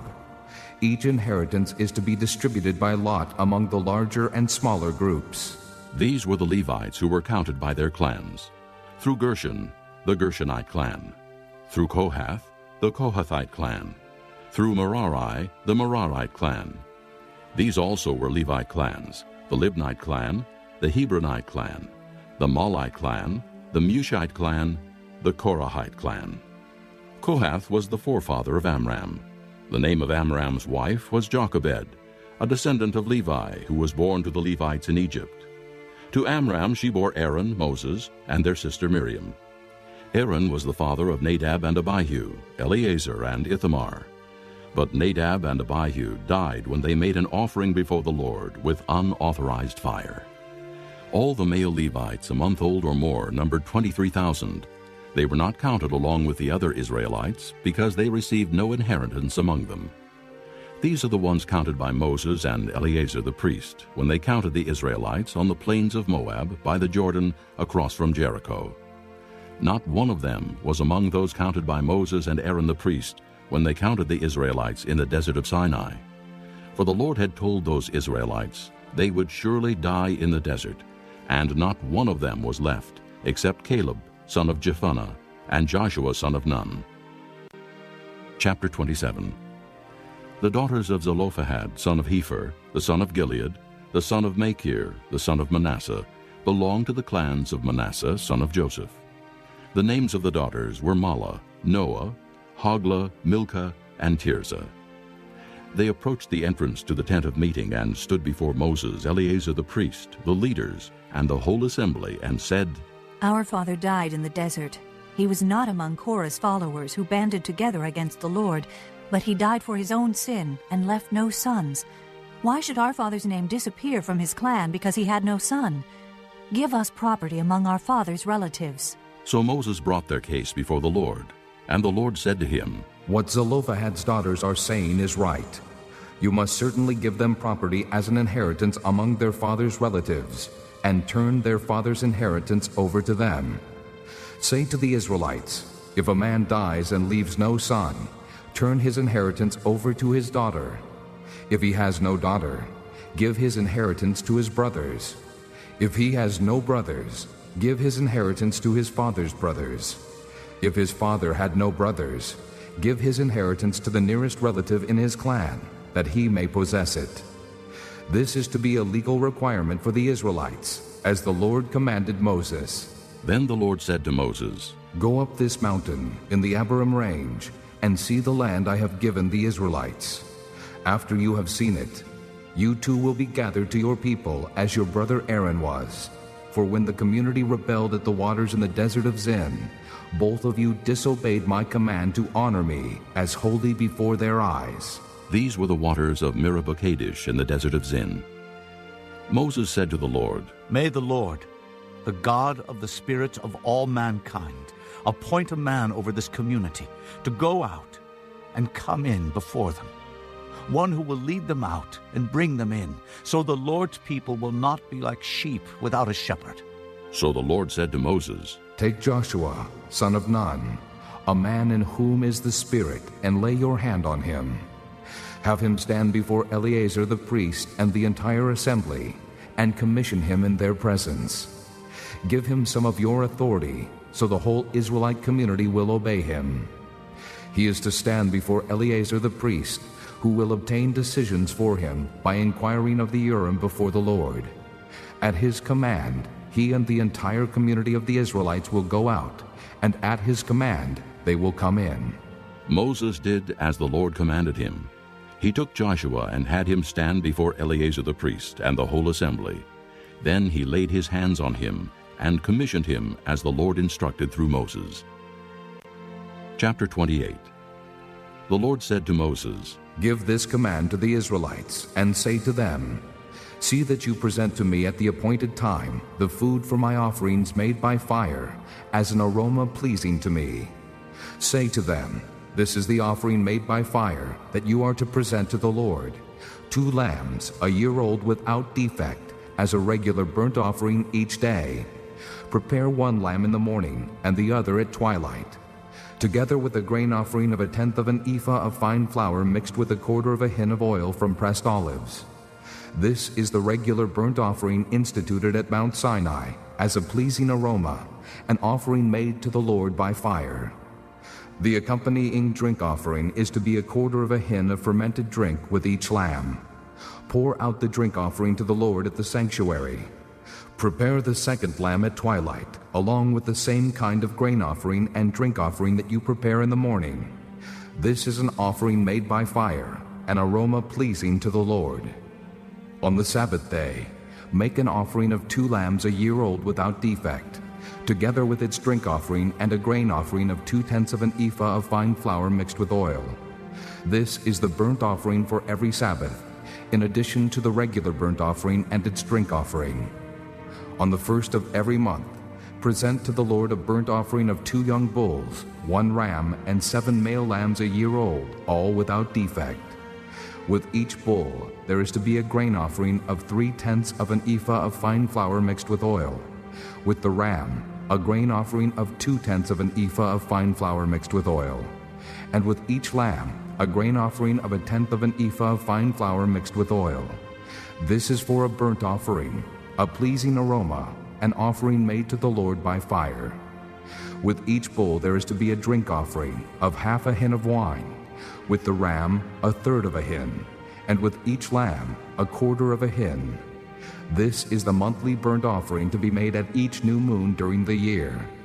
Besides the regular burnt offering with its drink offering, 1 male goat is to be presented to the Lord as a sin offering. On the 14th day of the 1st month the Lord's Passover is to be held. On the 15th day of this month there is to be a festival. For 7 days eat bread made without yeast. On the 1st day hold a sacred assembly and do no regular work. Present to the Lord an offering made by fire, a burnt offering of 2 young bulls, 1 ram, and 7 male lambs, a year old, all without defect. With each bull prepare a grain offering of 3/10 of an ephah of fine flour mixed with oil. With the ram, 2/10, and with each of the 7 lambs, 1/10. Include 1 male goat as a sin offering to make atonement for you. Prepare these in addition to the regular morning burnt offering. In this way, prepare the food for the offering made by fire every day for 7 days, as an aroma pleasing to the Lord. It is to be prepared in addition to the regular burnt offering and its drink offering. On the 7th day hold a sacred assembly and do no regular work. On the day of first fruits, when you present to the Lord an offering of new grain during the Feast of Weeks, hold a sacred assembly and do no regular work. Present a burnt offering of 2 young bulls, 1 ram, and 7 male lambs a year old, as an aroma pleasing to the Lord. With each bull there is to be a grain offering of 3/10 of an ephah of fine flour mixed with oil. With the ram, 2/10, and with each of the 7 lambs, 1/10. Include 1 male goat to make atonement for you.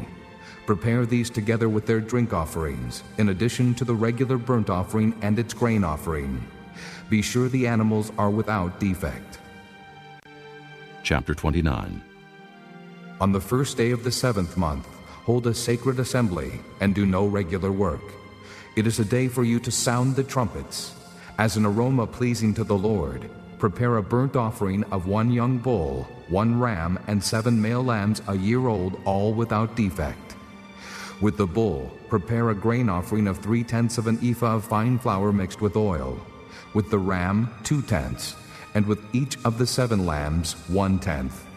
Include 1 male goat as a sin offering to make atonement for you.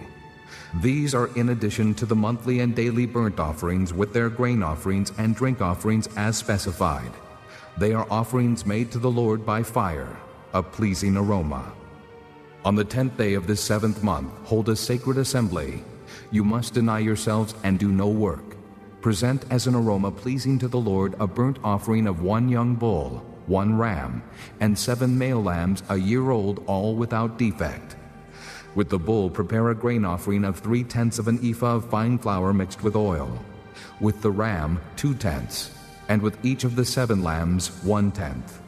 Include 1 male goat as a sin offering, in addition to the sin offering for atonement and the regular burnt offering with its grain offering and their drink offerings. On the 15th day of the 7th month, hold a sacred assembly and do no regular work. Celebrate a festival to the Lord for 7 days. Present an offering made by fire as an aroma pleasing to the Lord, a burnt offering of 13 young bulls, 2 rams, and 14 male lambs a year old, all without defect. With each of the 13 bulls, prepare a grain offering of 3/10 of an ephah of fine flour mixed with oil. With each of the 2 rams, 2/10, and with each of the 14 lambs, 1/10. Include 1 male goat as a sin offering in addition to the regular burnt offering with its grain offering and drink offering. On the 2nd day, prepare 12 young bulls, 2 rams, and 14 male lambs a year old, all without defect. With the bulls, rams, and lambs, prepare their grain offerings and drink offerings according to the number specified.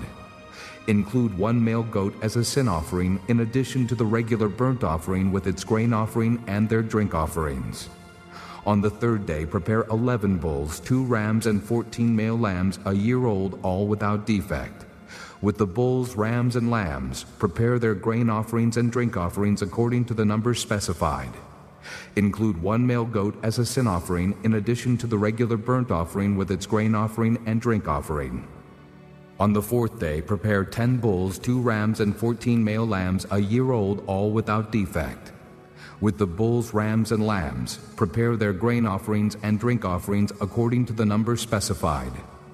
Include 1 male goat as a sin offering, in addition to the regular burnt offering with its grain offering and drink offering. On the 5th day, prepare 9 bulls, 2 rams, and 14 male lambs a year old, all without defect. With the bulls, rams, and lambs, prepare their grain offerings and drink offerings according to the number specified. Include 1 male goat as a sin offering in addition to the regular burnt offering with its grain offering and drink offering. On the 6th day, prepare 8 bulls, 2 rams, and 14 male lambs a year old, all without defect. With the bulls, rams, and lambs, prepare their grain offerings and drink offerings according to the number specified. Include 1 male goat as a sin offering in addition to the regular burnt offering with its grain offering and drink offering. On the 7th day, prepare 7 bulls, 2 rams, and 14 male lambs a year old, all without defect. With the bulls, rams, and lambs, prepare their grain offerings and drink offerings according to the number specified. Include 1 male goat as a sin offering, in addition to the regular burnt offering with its grain offering and drink offering. On the 8th day, hold an assembly and do no regular work. Present an offering made by fire as an aroma pleasing to the Lord, a burnt offering of 1 bull, 1 ram, and 7 male lambs a year old, all without defect. With the bull, the ram, and the lambs, prepare their grain offerings and drink offerings according to the number specified. Include 1 male goat as a sin offering, in addition to the regular burnt offering with its grain offering and drink offering. In addition to what you vow and your free will offerings, prepare these for the Lord at your appointed feasts, your burnt offerings, grain offerings, drink offerings, and fellowship offerings. Moses told the Israelites all that the Lord commanded him. Chapter 30. Moses said to the heads of the tribes of Israel, "This is what the Lord commands. When a man makes a vow to the Lord or takes an oath to obligate himself by a pledge, he must not break his word, but must do everything he said. When a young woman still living in her father's house makes a vow to the Lord or obligates herself by a pledge, and her father hears about her vow or pledge, but says nothing to her, then all her vows and every pledge by which she obligated herself will stand. But if her father forbids her when he hears about it, none of her vows or the pledges by which she obligated herself will stand. The Lord will release her because her father has forbidden her. If she marries after she makes a vow, or after her lips utter a rash promise by which she obligates herself, and her husband hears about it but says nothing to her, then her vows or the pledges by which she obligated herself will stand. But if her husband forbids her when he hears about it, he nullifies the vow that obligates her, or the rash promise by which she obligates herself, and the Lord will release her. Any vow or obligation taken by a widow or divorced woman will be binding on her. If a woman living with her husband makes a vow or obligates herself by a pledge under oath, and her husband hears about it, but says nothing to her and does not forbid her, then all her vows or the pledges by which she obligated herself will stand. But if her husband nullifies them when he hears about them, then none of the vows or pledges that came from her lips will stand. Her husband has nullified them, and the Lord will release her. Her husband may confirm or nullify any vow she makes or any sworn pledge to deny herself. But if her husband says nothing to her about it from day to day, then he confirms all her vows or the pledges binding on her. He confirms them by saying nothing to her when he hears about them. If, however, he nullifies them sometime after he hears about them, then he is responsible for her guilt. These are the regulations the Lord gave Moses concerning relationships between a man and his wife, and between a father and his young daughter still living in his house. Chapter 31. The Lord said to Moses, "Take vengeance on the Midianites for the Israelites. After that, you will be gathered to your people." So Moses said to the people, Arm some of your men to go to war against the Midianites, and to carry out the Lord's vengeance on them. Send into battle 1,000 men from each of the tribes of Israel. So 12,000 men armed for battle, 1,000 from each tribe, were supplied from the clans of Israel. Moses sent them into battle, 1,000 from each tribe, along with Phinehas, son of Eleazar the priest, who took with him articles from the sanctuary and the trumpets for signaling. They fought against Midian as the Lord commanded Moses, and killed every man. Among their victims were Evi, Rechem, Zur, Hur, and Reba, the 5 kings of Midian. They also killed Balaam, son of Beor, with the sword. The Israelites captured the Midianite women and children, and took all the Midianite herds, flocks, and goods as plunder. They burned all the towns where the Midianites had settled, as well as all their camps. They took all the plunder and spoils, including the people and animals, and brought the captives, spoils, and plunder to Moses and Eleazar the priest, and the Israelite assembly at their camp on the plains of Moab, by the Jordan across from Jericho. Moses, Eleazar the priest, and all the leaders of the community went to meet them outside the camp. Moses was angry with the officers of the army, the commanders of thousands and commanders of hundreds, who returned from the battle. Have you allowed all the women to live? He asked them. They were the ones who followed Balaam's advice, and were the means of turning the Israelites away from the Lord in what happened at Peor, so that a plague struck the Lord's people. Now kill all the boys, and kill every woman who has slept with a man, but save for yourselves every girl who has never slept with a man. All of you who have killed anyone or touched anyone who was killed must stay outside the camp 7 days. On the 3rd and 7th days, you must purify yourselves and your captives. Purify every garment as well as everything made of leather, goat hair, or wood. Then Eleazar the priest said to the soldiers who had gone into battle, This is the requirement of the law that the Lord gave Moses. Gold, silver, bronze, iron, tin, lead, and anything else that can withstand fire must be put through the fire, and then it will be clean. But it must also be purified with the water of cleansing, and whatever cannot withstand fire must be put through that water. On the 7th day wash your clothes, and you will be clean. Then you may come into the camp. The Lord said to Moses, You and Eleazar the priest and the family heads of the community are to count all the people and animals that were captured. Divide the spoils between the soldiers who took part in the battle and the rest of the community. From the soldiers who fought in the battle, set apart as tribute for the Lord 1 out of every 500, whether persons, cattle, donkeys, sheep, or goats. Take this tribute from their half share and give it to Eleazar the priest as the Lord's part. From the Israelites' half, select 1 out of every 50, whether persons, cattle, donkeys, sheep, goats, or other animals. Give them to the Levites, who are responsible for the care of the Lord's tabernacle. So Moses and Eleazar the priest did as the Lord commanded Moses. The plunder remaining from the spoils that the soldiers took was 675,000 sheep, 72,000 cattle, 61,000 donkeys, and 32,000 women who had never slept with a man.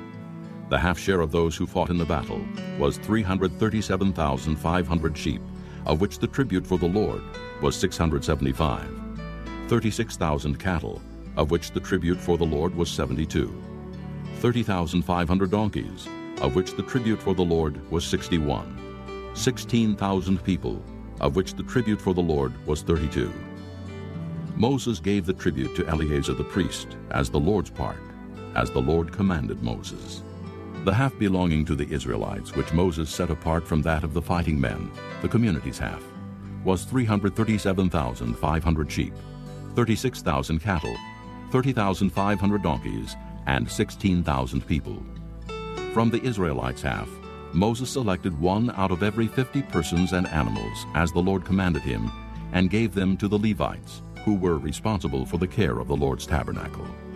Then the officers who were over the units of the army, the commanders of thousands and commanders of hundreds, went to Moses and said to him, Your servants have counted the soldiers under our command, and not one is missing.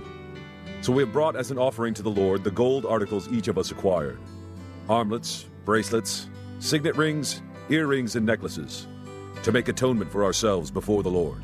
Moses and Eleazar the priest accepted from them the gold, all the crafted articles. All the gold from the commanders of thousands and commanders of hundreds that Moses and Eleazar presented as a gift to the Lord weighed 16,750 shekels. Each soldier had taken plunder for himself. Moses and Eleazar the priest accepted the gold from the commanders of thousands and commanders of hundreds and brought it into the tent of meeting as a memorial for the Israelites before the Lord. Chapter 32. The Reubenites and Gadites, who had very large herds and flocks, saw that the lands of Jazer and Gilead were suitable for livestock. So they came to Moses and Eleazar the priest and to the leaders of the community and said, Ataroth, Dibon, Jazer, Nimrah, Heshbon, Elealeh, Sebam, Nebo, and Beon, the land the Lord subdued before the people of Israel, are suitable for livestock, and your servants have livestock. If we have found favor in your eyes, they said, let this land be given to your servants as our possession. Do not make us cross the Jordan. Moses said to the Gadites and Reubenites, Shall your countrymen go to war while you sit here? Why do you discourage the Israelites from going over into the land the Lord has given them? This is what your fathers did when I sent them from Kadesh Barnea to look over the land. After they went up to the valley of Eshcol and viewed the land, they discouraged the Israelites from entering the land the Lord had given them. The Lord's anger was aroused that day, and he swore this oath: Because they have not followed me wholeheartedly, not one of the men 20 years old or more who came up out of Egypt will see the land I promised on oath to Abraham, Isaac, and Jacob. Not one, except Caleb, son of Jephunneh the Kenizzite, and Joshua, son of Nun, for they followed the Lord wholeheartedly. The Lord's anger burned against Israel, and he made them wander in the desert 40 years, until the whole generation of those who had done evil in his sight was gone. And here you are, a brood of sinners, standing in the place of your fathers, and making the Lord even more angry with Israel. If you turn away from following him, he will again leave all this people in the desert, and you will be the cause of their destruction. Then they came up to him and said, We would like to build pens here for our livestock and cities for our women and children. But we are ready to arm ourselves and go ahead of the Israelites until we have brought them to their place. Meanwhile, our women and children will live in fortified cities, for protection from the inhabitants of the land. We will not return to our homes until every Israelite has received his inheritance. We will not receive any inheritance with them on the other side of the Jordan, because our inheritance has come to us on the east side of the Jordan. Then Moses said to them, If you will do this, if you will arm yourselves before the Lord for battle, and if all of you will go armed over the Jordan before the Lord until he has driven his enemies out before him, then, when the land is subdued before the Lord, you may return and be free from your obligation to the Lord and to Israel. And this land will be your possession before the Lord. But if you fail to do this, you will be sinning against the Lord, and you may be sure that your sin will find you out. Build cities for your women and children, and pens for your flocks, but do what you have promised. The Gadites and Reubenites said to Moses, We, your servants, will do as our Lord commands. Our children and wives, our flocks and herds will remain here in the cities of Gilead. But your servants, every man armed for battle, will cross over to fight before the Lord, just as our Lord says. Then Moses gave orders about them to Eleazar the priest and Joshua son of Nun, and to the family heads of the Israelite tribes.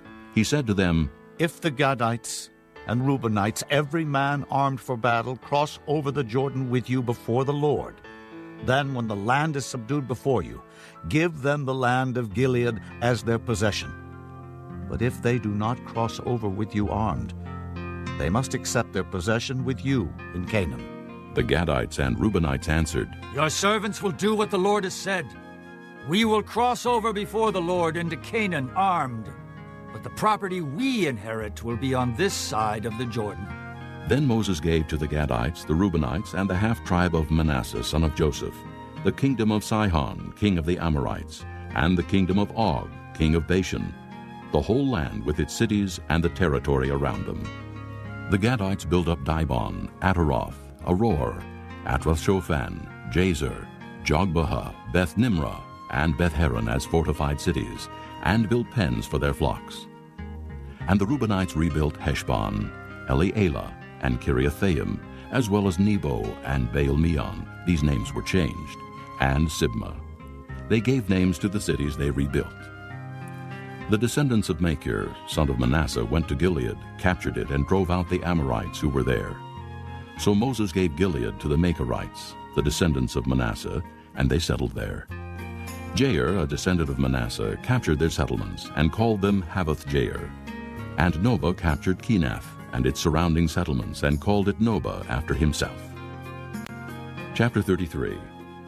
Here are the stages in the journey of the Israelites when they came out of Egypt by divisions under the leadership of Moses and Aaron. At the Lord's command, Moses recorded the stages in their journey. This is their journey by stages. The Israelites set out from Ramesses on the 15th day of the first month, the day after the Passover. They marched out boldly in full view of all the Egyptians who were burying all their firstborn, whom the Lord had struck down among them, for the Lord had brought judgment on their gods. The Israelites left Ramesses and camped at Succoth. They left Succoth and camped at Etham on the edge of the desert. They left Etham, turned back to Pi-hahiroth to the east of Baal-Zephon, and camped near Migdol. They left Pi-hahiroth and passed through the sea into the desert, and when they had traveled for 3 days in the desert of Etham, they camped at Merah. They left Merah and went to Elim, where there were 12 springs and 70 palm trees, and they camped there. They left Elim and camped by the Red Sea. They left the Red Sea and camped in the desert of Sin. They left the desert of Sin and camped at Dophkah. They left Dophkah and camped at Alush. They left Alush and camped at Rephidim, where there was no water for the people to drink. They left Rephidim and camped in the desert of Sinai. They left the desert of Sinai and camped at Kibroth-Hattaavah. They left Kibroth-Hattaavah and camped at Hazeroth. They left Hazeroth and camped at Rithmah. They left Rithmah and camped at Rimmon-Perez. They left Rimmon-Perez and camped at Libnah. They left Libnah and camped at Rissah. They left Rissah and camped at Kehalatha. They left Kehalatha and camped at Mount Shepher. They left Mount Shepher and camped at Harada. They left Harada and camped at Machheloth. They left Machheloth and camped at Tahath. They left Tahath and camped at Terah. They left Terah and camped at Mithcah. They left Mithcah and camped at Hashmonah. They left Hashmonah and camped at Moseroth. They left Moseroth and camped at Beni-Jaakon. They left Beni-Jaakon and camped at Horhagidgad. They left Horhagidgad and camped at Jotbathah. They left Jotbathah and camped at Abrona. They left Abrona and camped at Ezion-Geber. They left Ezion-Geber and camped at Kadesh in the desert of Zin. They left Kadesh and camped at Mount Hor on the border of Edom. At the Lord's command, Aaron the priest went up Mount Hor, where he died on the first day of the 5th month of the 40th year after the Israelites came out of Egypt. Aaron was 123 years old when he died on Mount Hor. The Canaanite king of Arad, who lived in the Negev of Canaan, heard that the Israelites were coming. They left Mount Hor and camped at Zalmonah. They left Zalmonah and camped at Punon. They left Punon and camped at Oboth. They left Oboth and camped at Aya-Abarim on the border of Moab. They left Ayam and camped at Dibon-Gad. They left Dibon-Gad and camped at Almon-Diblathaim. They left Almon-Diblathaim and camped in the mountains of Abarim near Nebo. They left the mountains of Abarim and camped on the plains of Moab by the Jordan across from Jericho. There on the plains of Moab they camped along the Jordan from Beth-Jeshemoth to Abel-Shittim. On the plains of Moab by the Jordan across from Jericho, the Lord said to Moses, "Speak to the Israelites and say to them, when you cross the Jordan into Canaan, drive out all the inhabitants of the land before you. Destroy all their carved images and their cast idols, and demolish all their high places. Take possession of the land and settle in it, for I have given you the land to possess. Distribute the land by lot, according to your clans. To a larger group give a larger inheritance, and to a smaller group a smaller one. Whatever falls to them by lot will be theirs. Distribute it according to your ancestral tribes. But if you do not drive out the inhabitants of the land, those you allow to remain will become barbs in your eyes and thorns in your sides. They will give you trouble in the land where you will live. And then I will do to you what I plan to do to them." Chapter 34. The Lord said to Moses, "Command the Israelites and say to them, when you enter Canaan, the land that will be allotted to you as an inheritance will have these boundaries. Your southern side will include some of the desert of Zin, along the border of Edom. On the east, your southern boundary will start from the end of the Salt Sea, cross south of Scorpion Pass, continue on to Zin, and go south of Kadesh Barnea.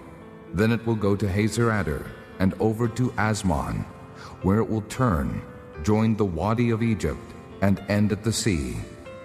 Your western boundary will be the coast of the Great Sea. This will be your boundary on the west. For your northern boundary, run a line from the Great Sea to Mount Hor, and from Mount Hor to Lebo-Hamath. Then the boundary will go to Zedad, continue to Ziphron, and end at Hazer Enon. This will be your boundary on the north. For your eastern boundary, run a line from Hazer Enon to Shepham. The boundary will go down from Shepham to Riblah on the east side of Ain and continue along the slopes east of the Sea of Kinnereth. Then the boundary will go down along the Jordan and end at the Salt Sea. This will be your land with its boundaries on every side." Moses commanded the Israelites, "Assign this land by lot as an inheritance. The Lord has ordered that it be given to the 9.5 tribes, because the families of the tribe of Reuben, the tribe of Gad, and the half-tribe of Manasseh have received their inheritance. These 2.5 tribes have received their inheritance on the east side of the Jordan of Jericho, toward the sunrise." The Lord said to Moses, "These are the names of the men who are to assign the land for you as an inheritance: Eleazar the priest, and Joshua son of Nun. And appoint one leader from each tribe to help assign the land. These are their names: Caleb, son of Jephunneh, from the tribe of Judah; Shemuel, son of Ammihud, from the tribe of Simeon. Elidad, son of Kislon, from the tribe of Benjamin. Buckai, son of Joglai, the leader from the tribe of Dan. Haniel, son of Ephod, the leader from the tribe of Manasseh, son of Joseph. Kemuel, son of Shiftan, the leader from the tribe of Ephraim, son of Joseph. Elizaphan, son of Parnak, the leader from the tribe of Zebulun. Paltiel, son of Azan, the leader from the tribe of Issachar. Ahihud, son of Shalomai, the leader from the tribe of Asher. Pedahel, son of Ammihud, the leader from the tribe of Naphtali. These are the men the Lord commanded to assign the inheritance to the Israelites in the land of Canaan. Chapter 35. On the plains of Moab, by the Jordan, across from Jericho, the Lord said to Moses, Command the Israelites to give the Levites towns to live in from the inheritance the Israelites will possess, and give them pasture lands around the towns. Then they will have towns to live in, and pasture lands for their cattle, flocks, and all their other livestock. The pasture lands around the towns that you give the Levites will extend out 1,500 feet from the town wall.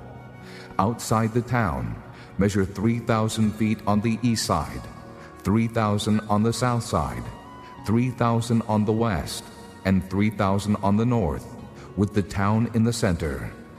They will have this area as pasture land for the towns. 6 of the towns you give the Levites will be cities of refuge, to which a person who has killed someone may flee. In addition, give them 42 other towns. In all, you must give the Levites 48 towns, together with their pasture lands. The towns you give the Levites from the land the Israelites possess are to be given in proportion to the inheritance of each tribe. Take many towns from a tribe that has many, but few from one that has few. Then the Lord said to Moses, Speak to the Israelites and say to them, When you cross the Jordan into Canaan, select some towns to be your cities of refuge, to which a person who has killed someone accidentally may flee. They will be places of refuge from the avenger, so that a person accused of murder may not die before he stands trial before the assembly. These 6 towns you give will be your cities of refuge. Give 3 on this side of the Jordan, and 3 in Canaan as cities of refuge. These 6 towns will be a place of refuge for Israelites, aliens, and any other people living among them, so that anyone who has killed another accidentally can flee there. If a man strikes someone with an iron object so that he dies, he is a murderer. The murderer shall be put to death. Or if anyone has a stone in his hand that could kill, and he strikes someone so that he dies, he is a murderer. The murderer shall be put to death. Or if anyone has a wooden object in his hand that could kill, and he hits someone so that he dies, he is a murderer. The murderer shall be put to death. The avenger of blood shall put the murderer to death. When he meets him, he shall put him to death. If anyone with malice aforethought shoves another or throws something at him intentionally so that he dies, or if in hostility he hits him with his fist so that he dies, that person shall be put to death. He is a murderer. The avenger of blood shall put the murderer to death when he meets him. But if without hostility someone suddenly shoves another or throws something at him unintentionally, or without seeing him drops a stone on him that could kill him, and he dies, then, since he was not his enemy and he did not intend to harm him, the assembly must judge between him and the avenger of blood according to these regulations. The assembly must protect the one accused of murder from the avenger of blood and send him back to the city of refuge to which he fled. He must stay there until the death of the high priest who was anointed with the holy oil. But if the accused ever goes outside the limits of the city of refuge to which he has fled, and the avenger of blood finds him outside the city, the avenger of blood may kill the accused without being guilty of murder. The accused must stay in his city of refuge until the death of the high priest. Only after the death of the high priest may he return to his own property. These are to be legal requirements for you throughout the generations to come, wherever you live. Anyone who kills a person is to be put to death as a murderer, only on the testimony of witnesses. But no one is to be put to death on the testimony of only one witness. Do not accept a ransom for the life of a murderer who deserves to die. He must surely be put to death. Do not accept a ransom for anyone who has fled to a city of refuge, and so allow him to go back and live on his own land before the death of the high priest. Do not pollute the land where you are. Bloodshed pollutes the land, and atonement cannot be made for the land on which blood has been shed, except by the blood of the one who shed it. Do not defile the land where you live and where I dwell, for I, the Lord, dwell among the Israelites. Chapter 36. The family heads of the clan of Gilead, son of Machir, the son of Manasseh, who were from the clans of the descendants of Joseph, came and spoke before Moses and the leaders, the heads of the Israelite families. They said, When the Lord commanded my Lord to give the land as an inheritance to the Israelites by lot, he ordered you to give the inheritance of our brother Zelophehad to his daughters. Now, suppose they marry men from other Israelite tribes. Then their inheritance will be taken from our ancestral inheritance and added to that of the tribe they marry into. And so, part of the inheritance allotted to us will be taken away.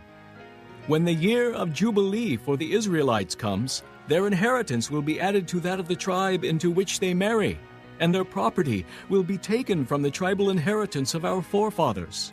Then at the Lord's command, Moses gave this order to the Israelites. What the tribe of the descendants of Joseph is saying is right. This is what the Lord commands for Zelophehad's daughters.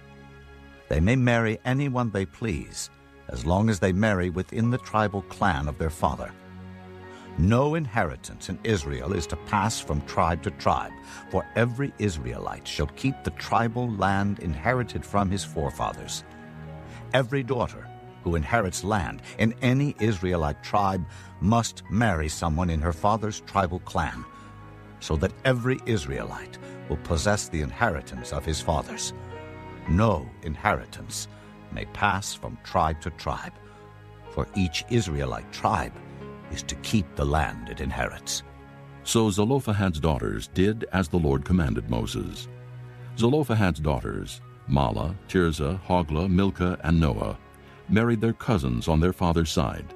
They married within the clans of the descendants of Manasseh, son of Joseph, and their inheritance remained in their father's clan and tribe. These are the commands and regulations the Lord gave through Moses to the Israelites on the plains of Moab by the Jordan, across from Jericho.